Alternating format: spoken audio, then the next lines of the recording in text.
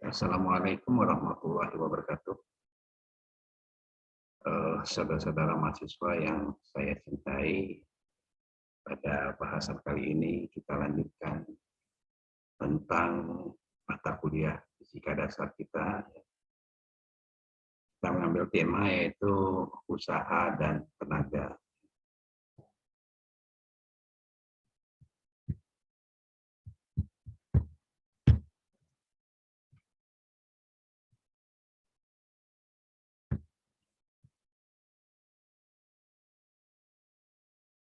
Baik. Nah, sebelum kita tahu ya, sebelum kita bahas, kita harus tahu dulu apakah itu usaha atau work. Nah, sekarang apabila ada orang memindahkan bangku dari satu tempat ke tempat lain, ini bisa kita katakan jadi usaha. Kemudian ada mesin traktor memindahkan tanah, nah ini usaha. Nah, kalau kita lihat di kejadian-kejadian alam, misalnya ada semut, kelompok semut ini memindahkan makanan.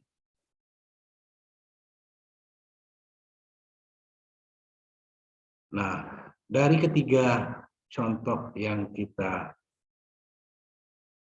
perhatikan di atas ya, di orang, mesin traktor, ini melakukan usaha atau kerja ini secara mekanik.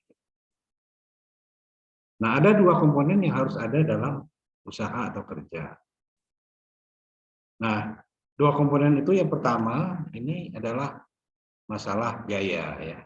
Pelaku yang memberikan gaya pada benda dan adanya perpindahan benda. Nah, ini sebagai satu contoh ya, ada yang menarik benda, kemudian ada yang mendorong benda ya. Nah, usaha akan bernilai bila ada perpindahan ya. Nah, perhatikan orang yang sedang menarik balon sejauh diameter misalnya. Orang tersebut dikatakan telah melakukan kerja atau usaha. Namun perhatikan pula orang yang mendorong dinding ya, tembok ya, dengan sekuat tenaga.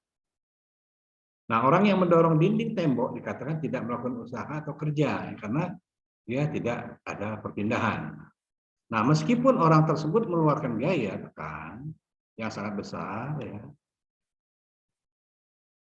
namun karena tidak terdapat perpindahan kedudukan dari tembok, maka orang tersebut dikatakan tidak melakukan kerja atau tidak melakukan usaha ya. Nah, karena memang tidak ada perpindahan. Nah, kata kerja memiliki berbagai arti dalam bahasa sehari-hari ya. Nah, namun dalam fisika ya, kata kerja diberi arti yang spesifik untuk mendeskripsikan apa yang dihasilkan gaya ketika gaya itu bekerja pada suatu benda. Nah, kata kerja dalam fisika disamakan dengan kata usaha ya. Nah, kerja atau usaha secara spesifik dapat juga didefinisikan sebagai hasil kali besar perpindahan dengan komponen gaya yang sejajar dengan perpindahan ya. Mohon maaf tadi agak salah dikit ya. Nah, sekarang kita bahas usaha yang dilakukan oleh gaya yang konstan. Nah, jika suatu gaya F menyebabkan perpindahan sejauh S ya, maka gaya F melakukan usaha sebesar W, yaitu W sama dengan dalam kurung cos alfa kali S. Nah, ini gambarnya di sebelah kanan. Nah, satuan usaha itu adalah W ya. Nah, sistem internasionalnya yaitu Joule, J atau Newton meter ya. Nah, contoh. Balok bermasa 10 kg akan dinaikkan dari dasar ke puncak bidang miring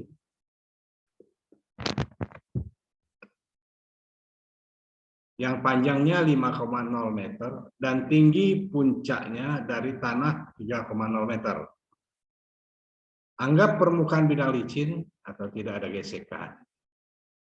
Berapakah usaha yang harus dilakukan oleh sebuah gaya sejajar bidang yang mendorong balok ke atas dengan laju konstan pada tempat dengan gravitasi 9,8 meter per skor kuadrat.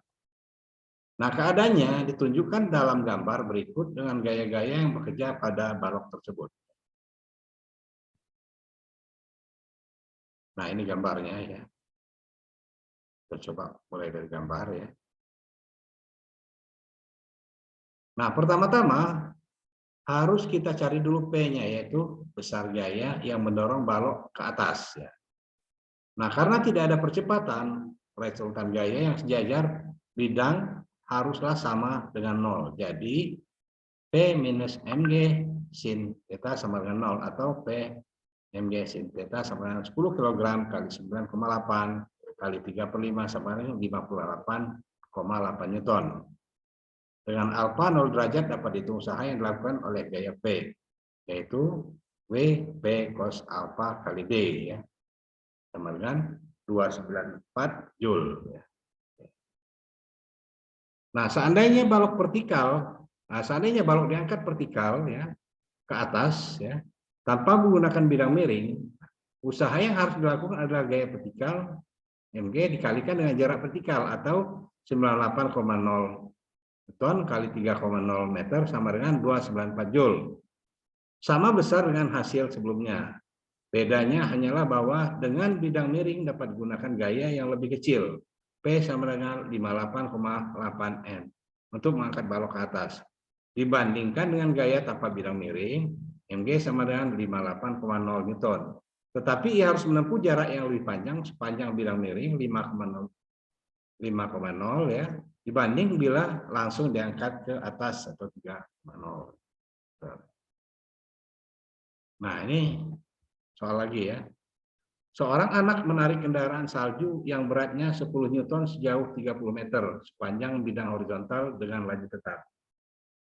Berapakah usaha yang dilakukannya pada kendaraan bila koefisien gesekan kinetik 0,2 dan tarikannya membentuk sudut 45 derajat dengan horizontal?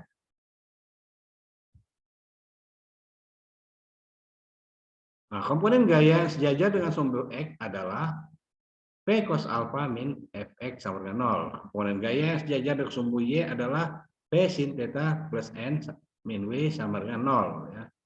Diketahui gaya gesek kinetik Fk sama nu K kali N. Ya. Nah, dari ketiga persamaan di atas, kita substitusikan besaran yang ada ya, agar diperoleh beberapa besarnya nilai V atau besarnya gaya tarik kendaraan tersebut. Ya. Nah, ini ya. Ini ya. Hingga dihasilkan V sama dengan 2,3573 ya. Oke ya, jadi paham saja ya. Nah, komponen gaya yang sejajar secara kendaraan bergerak ya adalah P cos theta ya. P sama dengan 2,3573, maka P cos theta adalah 2,3573 cos 45 derajat sama dengan 16,666 Newton. W sama dengan P cos theta kali sekern. Ya. Jadi W sama dengan 16,666 kali 30. Jadi 49,998 atau dibulatkan jadi 50 Joule. Nah, jadi usaha yang dilakukan pada kendaraan tersebut adalah 50 Joule. Ya. Nah, sekarang kerja mandiri ya. Silakan nanti ini dikerjakan. Ya. Kerjakan, nah nanti dipukul ya. Oke ya.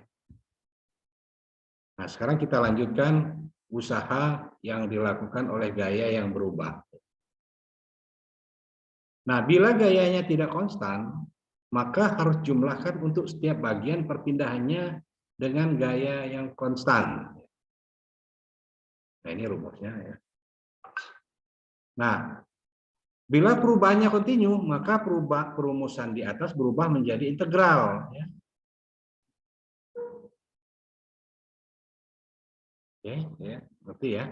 Nah, untuk perpindahan dari titik A ke titik B melalui suatu lintasan, ya,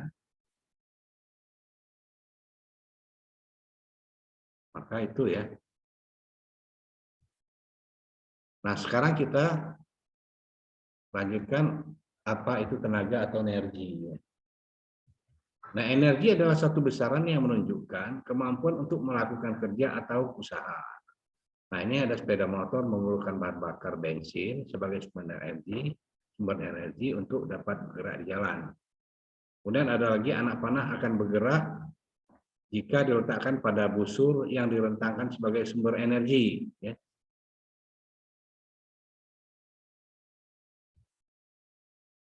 Ada dua bentuk energi, ya. Maksudnya energi mekanik, ya. Yang pertama energi kinetik, ya. Nah, ini adalah energi yang terkandung dalam objek yang bergerak atau perlu digerakkan agar mempunyai energi kinetik, sehingga ketika palu mengenai paku, palu dapat melakukan kerja terhadap paku, sehingga paku dapat menancap pada dinding. Kemudian energi potensial, energi yang terkandung dalam satu sistem atau benda karena konfigurasi sistem tersebut atau karena posisi benda tersebut. Nah, untuk menancapkan tiang-tiang pancang pada pekerjaan konstruksi bangunan, beban ditarik ke atas kemudian dilepaskan sehingga menumbuk tiang pancang. Nah, energi kinetik, ya. Apa itu, ya? Energi yang dimiliki oleh benda yang sedang bergerak. Sekali lagi kita garis bawahi, energi yang dimiliki oleh benda yang sedang bergerak sehingga memiliki kemampuan untuk melakukan usaha. Ya. Nah, ini, ya, rumusnya, ya. Di mana besaran setengah mv kuadrat disebut energi kinetik benda K. Ya.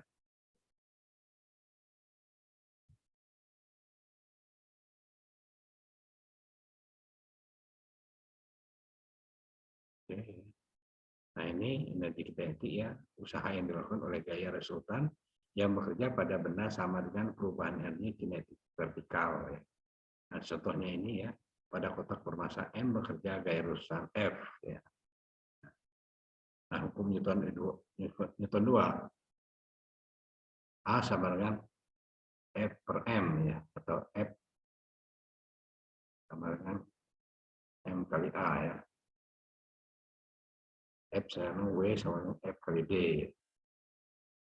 Nah, energi kinetiknya kan K sama dengan setengah mv kuadrat. Nah, ini contohnya, ya, nanti dipelajari sendiri, ya. Oke, ya. Nah, sekarang kita lanjutkan energi potensial. Ini adalah energi yang berkaitan dengan kedudukan suatu benda terhadap suatu titik acuan. Dengan demikian, titik acuan akan menjadi tolok ukur penentuan ketinggian suatu benda. Nah, misal sebuah benda bermassa M, ya, digantung seperti di bawah ini. Nah, energi potensial gravitasi dinyatakan dalam persamaan Fv sama dengan mgh. Ya.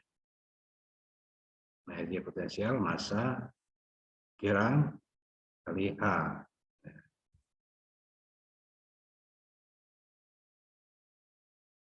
Nah, sekarang gimana kalau benda bermassa M dibawa ke atas oleh gaya F melawan gaya gravitasi, sehingga benda tersebut selalu dalam kesetimbangan. Ya. Nah, ini kerja oleh gaya F, ini WF sama dengan FH sama dengan MGH. Nah, kerja oleh gaya gravitasi, WG sama dengan minus MGH. Nah, energi potensial gravitasi bumi, FV sama dengan MGH. Nah, negatif dari kerja oleh gaya gravitasi bumi, ini menghasilkan perubahan energi potensial gravitasi bumi. Ya. Nah, ini contohnya. Seorang mahasiswa mengangkat buku bermassa 0,5 kg dari lantai ke atas meja yang tingginya 75 cm dengan melawan gaya gravitasi. Nah, tentukan kerja yang dilakukan oleh mahasiswa tersebut, kemudian kerja yang dilakukan gaya gravitasi. Penyelesaian, diketahui M sama dengan 0,5 kg, A sama dengan 75 cm sama dengan 0,75 meter. W mahasiswa sama dengan WF sama dengan MGH sama dengan 3,675 Joule. WG sama dengan min WF artinya sama dengan min 3,675 Joule. Nah ini soal ya, silakan dikerjakan. Ada 2 tadi yang di depan dan ini yang di belakang. Ya. Oke, jadi kita tutup dan akhiri. Wassalamualaikum warahmatullahi wabarakatuh.